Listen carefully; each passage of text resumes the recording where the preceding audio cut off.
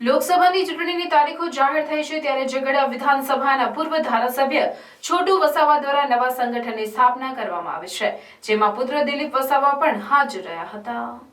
જયપાલસિંહ મુંડાની 54મી પુણ્યતિથિ નિમિત્તે છોટુ વસાવાના નિવાસ સ્થાને તેમના સમર્થકોની એક બેઠક યોજાઈ હતી, જેમાં નવા સંગઠન ભારત આદિવાસી સેના સંગઠનની સ્થાપનાની જાહેરાત કરવામાં આવી હતી। ભારત આદિવાસી સેનાના રાષ્ટ્રીય અધ્યક્ષ છોટુભાઈ વસાવાને બનાવવામાં આવ્યા છે। તેઓ દ્વારા જણાવવામાં આવ્યું હતું કે આ સંગઠન દ્વારા આદિવાસી સમાજના તેમજ અન્ય વર્ગના ગરીબ અને પીડાતા લોકો માટે આ સંગઠન દ્વારા લડત આપવામાં આવશે અને આખા દેશમાં આ સંગઠનના હોદ્દેદારોની આગામી સમયમાં નિમણૂક કરવામાં આવશે। આ કાર્યક્રમમાં જયપાલસિંહ મુંડાને ફૂલ અર્પણ કરી શ્રદ્ધાંજલિ આપવામાં આવી હતી।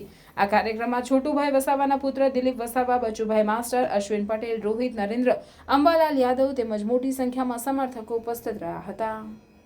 અને બીજી ઇન્ટરનલ જે તાકાતો છે ટ્રાઇબલને લૂંટી ખાવાને, એની સામે રક્ષણ કરવા માટે આજે અમે એની સ્થાપના કરી છે।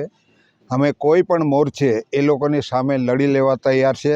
આવા જે પરિબળો છે, જે સાંપ્રદાયિક તાકાતો છે, એને રોકવા માટે અમારું આ સંગઠન બનાવ્યું છે। આવા ગધેડા ઘોડાઓની સરકાર અમને નથી જોઈતી। એની સામે લડત આપવા માટે અમે આ સંગઠન બનાવ્યું છે ને એ સંગઠન થોડા દિવસોની અંદર આખા દેશની અંદર અમે બનાવીને એનું જાહેરાત કરીશું। આજે અમે અહીંથી જાહેરાત કરી દીધી છે।